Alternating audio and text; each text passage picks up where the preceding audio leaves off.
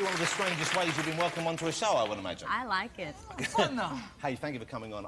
I've seen the new Spider-Man movie. I'm a big Spider-Man fan anyway. I don't want to freak you out here, but I know just about everything there is to know about Spider-Man, in particular the first 150 issues. Wow. After that, I get a bit fuzzy. Right. But I'm pretty good. You know more than me. I probably know more than both of you combined, and I'm proud of that fact. I've loved them all my life, but you don't have to know about them to be in the movies. But I'm thrilled because the film is so good. I mean, all three of them are great, but this is such a cracking film. And I saw it with my kids, and my little girl loves it. She loves the romance aspect of it. My little boy loved it. I loved it as well. We all went home very happy. So thank you very much indeed. You can go now. Thank you. Now, here's the thing, though. It seemed to take a long time between Spider-Man #2 and Spider-Man #3. I felt like I was waiting for far too long. Did it take longer to make than the other two, or was it just my imagination? I had other movies to make. So you were busy on other films? We had to wait for her. Was that really? Is that the case? No. No, it was a little less than 3 years between the release of 2 and 3, and we had to start fresh after we released the second one. So we had to, you know, come up with a story, write a script, pre-production, the effects, all that stuff, shoot it, edit it, put it out. Yeah, but it did... The boys had to get in shape. Did you get out of shape? Because I saw some pictures of you looking quite poorly. It happens to us all, brother. I'm not casting any... Yeah, I kind of let it go there. Yeah. What a nice feeling, though, eh? It was good. It was good. Because I remember the first film, because you were walking around with your shirt off the whole time, and I thought, here's a young man who's got in shape for a movie. Obviously, the part requires it, but you were proud as punch of your new physique. Yeah, of course I was. You know, it took me like 7 months to get that. Wow, it must have felt great. It was great, and then it was equally as great eating all those donuts and cookies later. Before we talk more about Spider-Man, and we will do, and unfortunately for you, I could speak about the film and the books all night long. Do you remember issue 99 when he wakes up and he's grown 4 extra arms? That's not true. It is true, in issue 99. And then in issue 100, he realises it was some sort of weird trick on his mind, and then 101 he meets Morbius, the living vampire. Anyway. You okay? I'm not buying it. It's true! Okay. Don't start. I read the first 100 issues. Well, that's 101. You said 99, though. You were too busy stuffing your face with donuts after you got it. Good point. 99, he wakes up with 4 arms. You got me. I'm telling you, Maguire. I believe you. Yeah, you better. Kirsten, that's all I've got.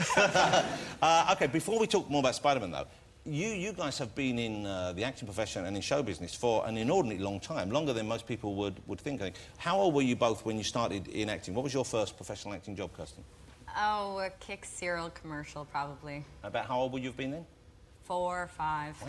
And you acted fairly solidly, didn't you, all through the youth there and in your teen I did years? commercials when I was younger, and then I did Interview with the Vampire, which made me famous. What? But that was a remarkable film. I don't know if you remember seeing Kirsten that. Obviously, that's her on the right there. On the left is a young Brad Pitt. But that was a remarkable performance. Thanks. You know, especially for a young My best one. actor. No, I don't think so necessarily. Yeah, you've done some good... Oh, you were joking. Self-deprecating. That's unusual in Americans. Self-deprecation? Yeah, it is quite unusual, isn't it? Toby's still trying to come back with the zinger about issue 99. Hey, Toby, you were in a McDonald's advert, I believe. I was. But you are now a staunch vegetarian. I am. Were you a vegetarian at the time? No. Ah, I see. Was it doing the advert that turned you on to vegetarianism? You might think it could be, but it was not the case. Did you meet Hamburglar? I have a Hamburglar action figure. I loved Hamburglar. In my kitchen, he's my favorite too. Where is Hamburglar now? I don't know. I don't know. I never met him. Yeah. I wasn't really asking you where he was. I didn't expect you to know. I'm very literal. I'm very literal. Hey, here's a film that you and I loved as well, and I think you made this after you first appeared in the Spider-Man. Seabiscuit. I don't know if you saw Tobey in Seabiscuit, but it was a tremendous film.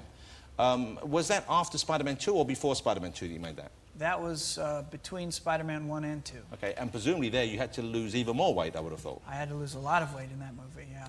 I didn't think I would enjoy that movie as much as I did because jockeyism, I'm not sure if it's that the correct phrase for being a jockey. Never heard it before? Yeah, it's not something that had excited me in the past, and yet when I saw it, I thought, I love this jockey action. Yeah. And I was quite hoping that the success of Seabiscuit would bring about a whole wave of jockey movies.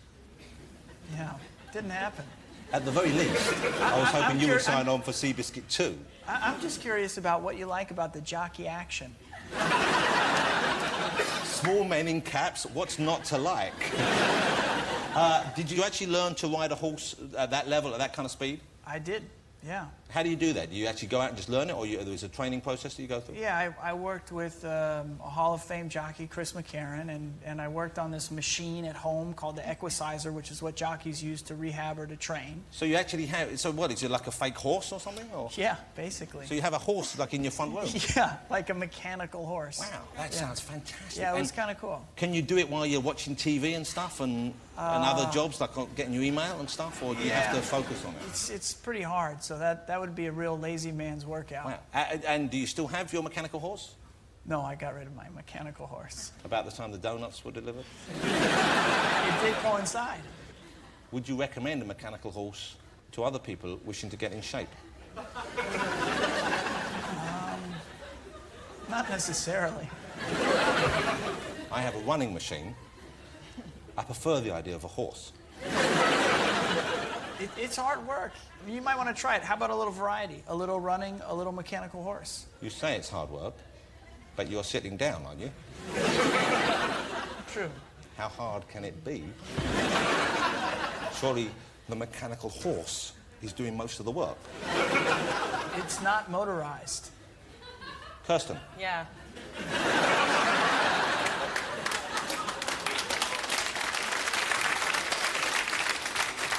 Have you ever ridden a mechanical horse? Ever been remotely tempted? No. In between the movies, when you knew what I was up to, did he not say, hey, you won't believe what I've got in my front room? Come on over. Give it a go. No, I didn't get that chance. Okay. I think we've exhausted the mechanical horse for now.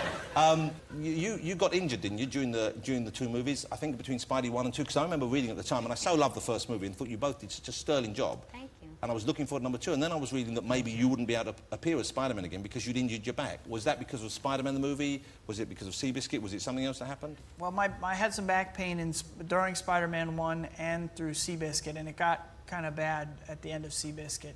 And so what I had to do is just change some things with my workouts and stretching routines. Oh, but how would it have felt for you then? Because I know that Sam Raimi, I believe, was considering other actors because they had to get on with the movie. Did you not hear this, Kirsten? Is this a sensitive subject I'm touching on? I heard they were I feel like considering... I'm on the therapist couch right now. We'll get you in a minute. I'm ready. I'm not scared. I've got a mechanical bull. But how did that feel? Because that must have been, I would have thought, a strange thing to hear, that maybe someone else is going to take over a role that you've made your own. I mean, there must have been a chance that they went ahead without you. Well, it could have happened if I was unable to do it for whatever reason, then that would have happened. And you know, I love working with these guys, Kirsten and the cast and Sam, so much that it would have been a little sad. But fortunately, it didn't work out that way. That's right. Thank goodness for that. Yeah. Kirsten. Yeah. Hey, now in the movie, I know you best as a blonde. Most of the time you appear in movies and you have the lovely blonde hair. Yeah. But in the Spider-Man movies, it's more of a ginger, it's a reddish blonde, a strawberry Whatever you blonde. like, yeah. Okay. How is that for you, going through life as a blonde and then a redhead? Does it change the way people are with you? Yeah, men generally like blondes all over the board, so you attract all different kinds. But red attracts a certain type of man. A slightly more sophisticated gentleman, perhaps? I would think so, yeah. Okay. And do you ever use it socially yourself? Do you think, okay, I'm going to go down to a different colour when I go out? No, I liked my red hair, and now I'm back to blonde, but I liked having it. It's a lovely look. I like the ginger hair when you have it in there. Thank you. How is it for you guys playing the romance scenes in that movie? Because I know that's part of the appeal, and you wouldn't think necessarily. I mean, I don't know whether that was what persuaded you guys to take on the roles in the first place, but it's a crucial part of the film, isn't it? It's as much about the relationship between you playing Peter Parker and you as Mary Jane as it is about the heroics, isn't it? Is that what attracted you? Well, I wanted, from the very beginning, the fact that Sam Raimi was directing and Tobey was starring in it, you know, and Tobey had been in, like, Ice Storm and Wonder Boys and these great independent films, and for a studio to hire somebody who wasn't, like, a huge star already really attracted me, and I read the scenes, and I thought it was beautiful, and we auditioned in Berlin, and it went really well, so... Well, I think they're the best superhero movies ever made, and I don't say that, you know, in a kind of silly way. Batman's pretty good too. Yeah, though. but it's not a patch because Batman, he's a millionaire who lives in a cave with a young boy. You know, there's a lot of things there. When you scratch the surface, there's a lot of things you want to ask questions right. about. And Spider-Man's a tortured, melancholic superhero. But they changed quite a bit from the comic books. Were you worried about the fans? Because fans are somewhat obsessive and protective of the characters they love. Right. And they made some fairly subtle and some not so subtle changes in the transition, didn't they? Yeah. Well, I think the most controversial one that I can remember was was the web shooters prior to the first movie, and would they be organic, or would Peter make them? Because in the comic books, he makes them, doesn't he? He makes them, that's and right. I know Sam thought, how's that going to happen? How's a kid going to... And he was essentially a young teen or a very young man, make something which, you know, big companies couldn't make enough to make. So they had it come out of you organically. That's right. Yeah, it didn't seem plausible. And also, my argument for that was, if he could do that, if he was that intelligent and scientifically minded, couldn't he be wealthy from that and not taking photos for... He wouldn't need to do it. Yeah. I was wondering whether, and correct me if I'm wrong, I wonder whether they were trying to sort of lure in the teenage market more there and make him kind of like, it's being a kind of analogy, perhaps I'm looking too deeply here, for the teenage like transition. acne or something. Well, no, like a boy, look, here's the thing, you go to bed, a boy with a high voice, a puny chest, you wake up, you're more muscular, and there's stuff all over the floor in your bedroom, and I wonder whether it was in any way a tissue-based development.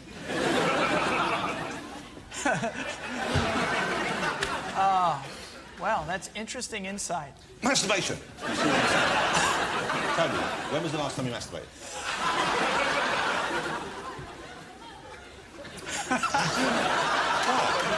What's wrong with that question? Amongst friends, come on. Not recently, I hope. Now, listen. Here's what's great in the new movie, and it genuinely is great. I mean, I think it's the best of the three, and they've all been good, is that it has not one but two villains this time out. Well, kind of, in a way, maybe even three in a borderline kind of way. One of them's very early on. It's the Sandman, who, as you know, appeared first in issue number 4. And one... Yes. One comes much later on, after my realm of knowledge. Venom is a much later character. But during the course of the movie, are we giving too much away if we say that your character changes quite a lot as well? No, that's okay to say. What happens to Peter Parker in the film? Well, first, in the beginning of the film, the public is giving him a lot of attention and praise, and he's kind of basking in the glory of being Spider-Man. And that creates kind of like an arrogance and self-importance for him. And that starts to create conflict in his relationship with Mary Jane. And then later, when the black suit has an effect on him, and he finds out some information that makes him very angry, and he has a real desire for revenge, the black suit intensifies those feelings, and he gets a little bit meaner, and you know, and at the same time, he's kind of very confident, and you know, he's got a swagger about him. Yeah. That's a bit of a dance routine. That's right. The people I was with, some of the girls I was with, they preferred you as the darker character. They thought you were kind of sexy. Really? Yes. The yes. eyeliner. Yeah. Were you wearing eyeliner? It's natural. It came out naturally as I became dark. Did you like him that way, though? Did you prefer him when he was... I like the real Spider-Man. You have to say that. My wife and my daughter both fancied you. Really? Yeah, and that's a horrible thought for me. I don't mean in a bad way. You can have the daughter. Well, you can't have her, but you know what I'm saying. You know what I'm saying? Yeah, I understand. Not both. Yeah. Right. Leave me something. How old is your daughter? Never mind how old she is. Too young for Spider-Man. It's kind of odd because you get to do, obviously the film is Spider-Man, you're the lead character in the film, and you're the secondary character, I guess, you're pretty much, but you get to do a lot of stunts as well. Yeah. How many of them do you do yourself, and how much of it is CGI these days? Well, there's a lot of CGI. I couldn't give you a percentage exactly, but, you know, I do some of the stunts. There's a whole stunt team and different stuntmen who specialize in different types of stunts, and then, of course, the computer animation. And what do you see when you're shooting? Say you're, because you spend a lot of the time either hanging from things or being dropped from things. Right. While I do get to throw a cinder block in yes, this one. and thank goodness for that, because I was a bit Thank worried God. about what was going to happen then. Yes. But would you like to do a bit more of the action yourself? No, it's okay. I leave it to the boys in spandex. Because how is it for you, the first time, let me go back, Tobey, the first time you got to put on the Spider-Man suit? Well... Did you feel it as well as you'd hoped? They actually had to give me a dance belt in order to compress certain packaging. Was this because it was too much for the children, or just too much for the grown-ups? Too much for you, Tobey? Have we got to the root of your back problem?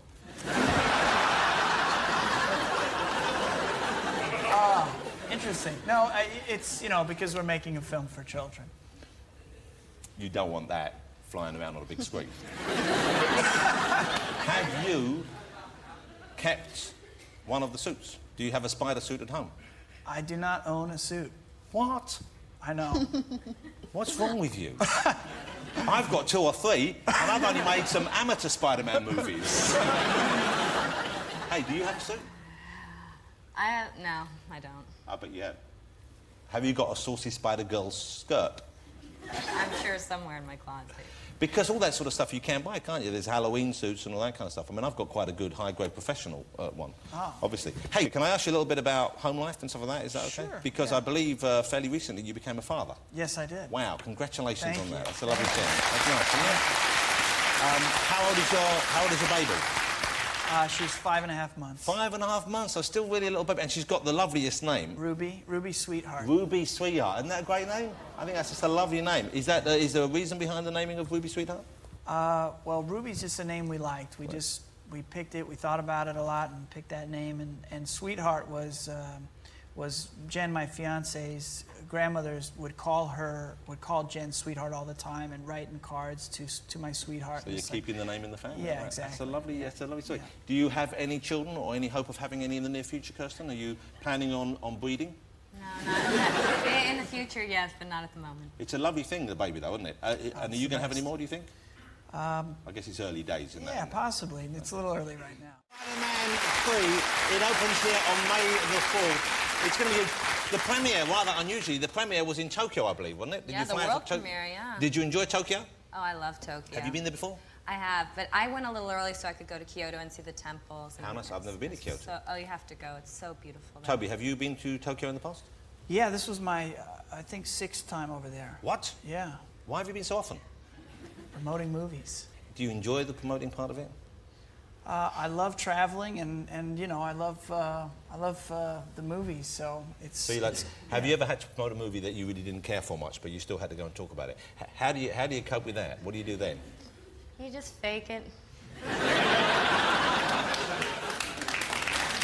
Really nice. Which film was that, Kirsten? Hey, how lovely to meet you both. Thank you so much for coming on the show. I love seeing your work. Join me in saying thank you to Tobey Maguire and Kirsten Dunst. Thank you. Thanks a lot. I made a documentary with Wayne years ago. Yeah, I was out there with. Hey, lovely. Thank you so much. Tobey Maguire and Kirsten Dunst, ladies and gentlemen.